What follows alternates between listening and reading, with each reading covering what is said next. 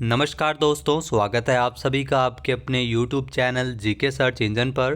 तो दोस्तों, आज के इस वीडियो में हम बात करेंगे राजस्थान कर्मचारी चयन बोर्ड की ओर से जारी किया गया है। हाल ही में ये FAQ जारी किया गया था, जिसमें विद्यार्थियों के क्या क्वेश्चन रहते हैं उनके बारे में हम सीटे से संबंधित FAQ से संबंधित हम जानेंगे। साथ ही साथ मैं आपको ये भी बताऊंगा कि जो राजस्थान कर्मचारी चयन बोर्ड की ओर से क्लियर किया गया है कि अब पुराने ज़िलों के हिसाब से क्वेश्चन नहीं पूछे जाएंगे, उनको सही नहीं माना जाएगा। नए ज़िलों का नोटिफिकेशन जारी हो चुका है और उसी के आधार पर वर्तमान में राजस्थान में 50 ज़िले हैं और 50 ज़िलों के आधार पर ही जो जीके के क्वेश्चन है वो राजस्थान जीके के क्वेश्चन सही माने जाएंगे। तो पूरा वीडियो बहुत ध्यान से देखना, बहुत सारे सवालों के जवाब आपको यहाँ पर देखने को मिल जाएंगे।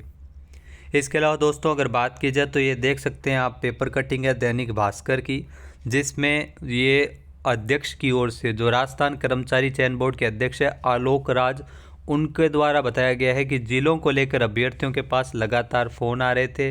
जो अभ्यर्थियों के हमारे पास फ़ोन आ रहे थे और हम स्पष्ट करना चाहते हैं कि प्रदेश में जिलों को लेकर अधिसूचना जारी की जा चुकी है और बोर्ड की भर्तियों में उसी के आधार पर अभ्यर्थियों को जवाब देना होगा। यानी नए जिलों का नोटिफिकेशन जारी होने के बाद में टोटल जिलों की संख्या पहले 33 थी, जो बढ़कर 50 हो गई है। तो अब पुराने जिलों से जो क्वेश्चन है वो उनको सही नहीं माना जाएगा, नए जिलों के आधार पर ही क्वेश्चन को सही माना जाएगा। जैसा कि आप देख सकते हैं, क्षेत्रफल के हिसाब से सबसे छोटा जिला जो पहले धौलपुर हुआ करता था, अब दूदू को सही माना जाएगा। सबसे बड़ा जैसलमेर है, इसमें किसी भी प्रकार का परिवर्तन नहीं हुआ है। ऐसे जिले जिनका एक पड़ोसी जिला है जयपुर जोधपुर।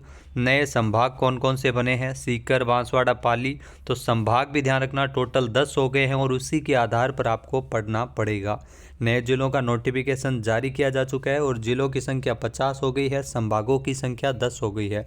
विधानसभा चुनाव पुराने जिलों के हिसाब से ज़रूर हुए हैं, लोकसभा चुनाव भी इसी जिलों के आधार पर, जो पुराने जिलों के आधार पर होंगे। लेकिन जो राजस्थान के जीके किस तरह से तैयारी करे, इसको लगातार है वो असमंजस की स्थिति बनी हुई थी। अब बोर्ड की तरफ से स्पष्ट कर दिया गया है कि बोर्ड की 21 जनवरी को सूचना सहायक भर्ती परीक्षा, तो बोर्ड के अध्यक्ष ने स्पष्ट किया है कि नए जिलों का नोटिफिकेशन आ चुका है और सरकार की ओर से अब नए जिलों के आधार पर ही जो भी सवाल पूछे जाएंगे उनको सही माना जाएगा।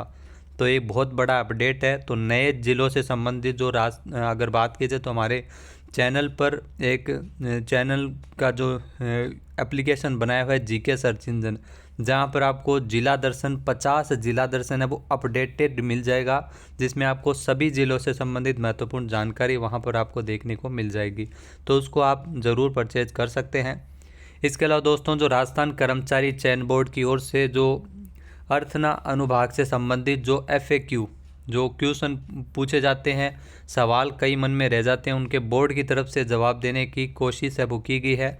और FAQ अलग अलग जो परीक्षा परिणाम से संबंधित हो, चाहे सिलेबस से संबंधित हो, चाहे एप्लीकेशन से संबंधित हो, उन सभी के लिए ये FAQ जारी किया गया है। जिसमें मैं आपको बताता हूँ कि CET से संबंधित जो क्या क्या क्वेश्चन पूछे जाते हैं स्टूडेंट के द्वारा, कि CET पात्रता किन किन भर्तियों में लागू है।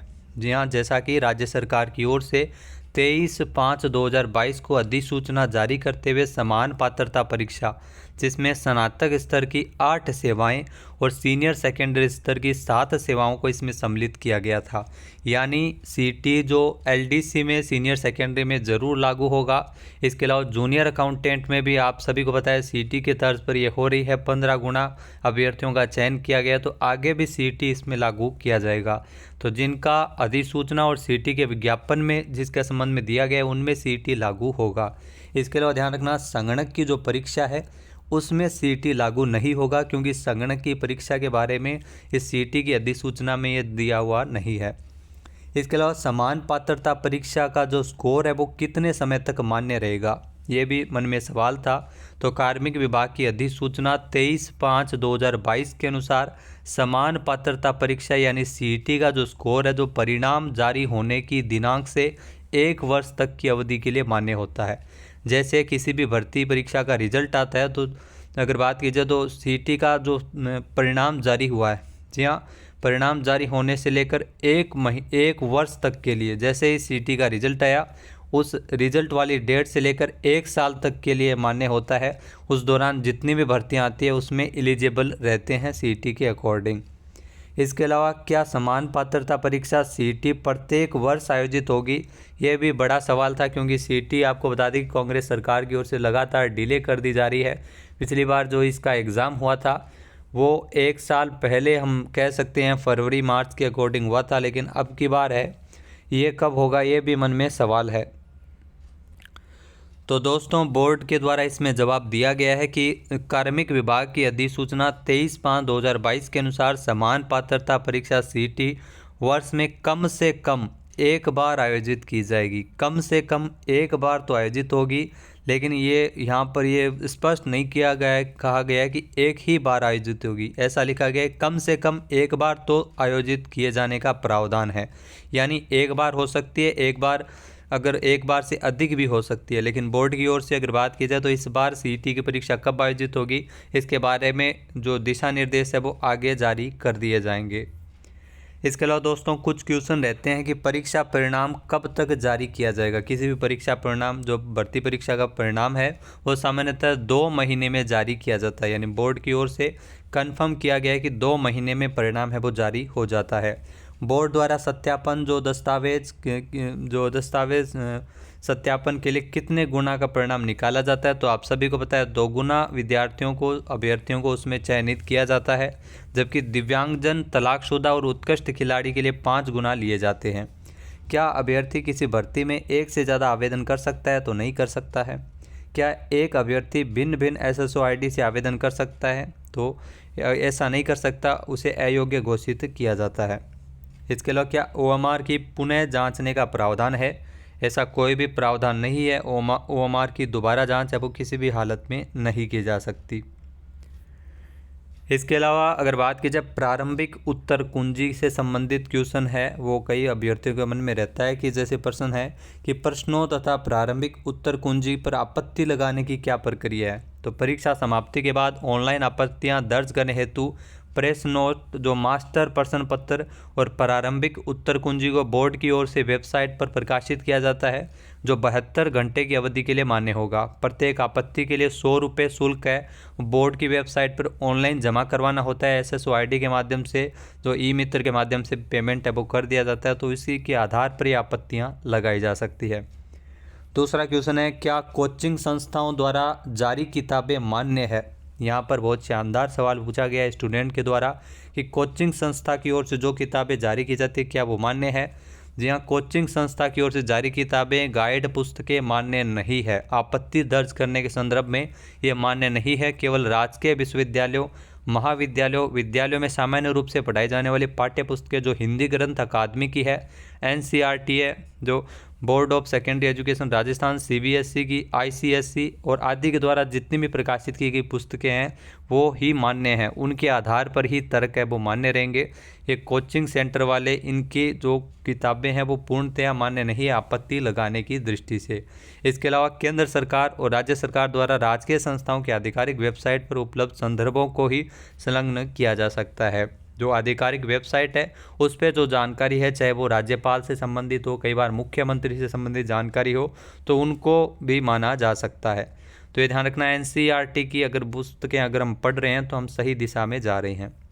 इसके अलावा यदि प्रश्न पत्र में कोई विवादित प्रश्न हो तो क्या करना चाहिए, तो आपत्ति आमंत्रित की जाए, जब आपत्ति दर्ज इसके संबंध में करवाई जा सकती है।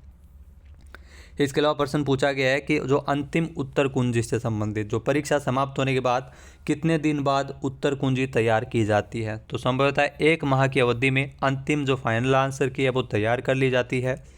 फिर है यदि भर्ती विज्ञापन में ऋणात्मक नेगेटिव मार्किंग के बारे में कहीं पर भी लिखा हुआ नहीं है, ऐसी स्थिति में क्या ऋणात्मक मार्किंग होगी या नहीं, तो ऐसी स्थिति में नेगेटिव मार्किंग का अगर उल्लेख नहीं किया हुआ है तो नहीं होगी। किंतु प्रश्न हल करने की स्थिति में 5वें विकल्प अगर हल नहीं करते हैं, 5वां विकल्प आप सभी को पता है आ गया है, नोट अटेम्प्टेड, अगर उस पर गोला करना होगा। अगर नहीं किया है तो प्रश्न के पूर्णांक का 1/3 अंक इसमें काटा जाएगा। तो ऐसा नेगेटिव मार्किंग का प्रावधान है अगर नेगेटिव मार्किंग के बारे में कहीं पर भी अगर नहीं दिया हुआ है तो। इसके अलावा नेगेटिव मार्किंग के क्या प्रावधान है, तो नकारात्मक अंकन का प्रावधान भर्ती परीक्षा की स्कीम के अनुसार होता है, जिसमें परीक्षा में गलत उत्तर के लिए सही प्रश्नों के प्राप्तांकों में से 1/3 अथवा 1/4 जैसा भी उचित लगे वैसा ये नेगेटिव मार्किंग की जाती है।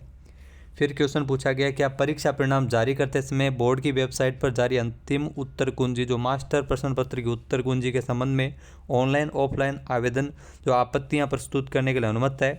तो किसी भी परीक्षा परिणाम घोषित होने के बाद में किसी परिणाम के साथ अंतिम उत्तर कुंजी बोर्ड की वेबसाइट पर अपलोड कर दी जाती है।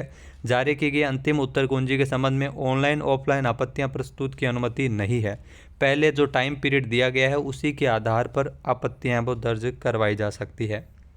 तो दोस्तों एक कुछ महत्वपूर्ण प्रश्न उत्तर थे जो बोर्ड की ओर से अलग अलग विद्यार्थियों के संबंध में जो मन में उठते हैं जो प्रश्न है उनके संबंध में एक तरफा ये आंसर उनके जारी किए गए हैं। तो ये हमने महत्वपूर्ण लिए हैं।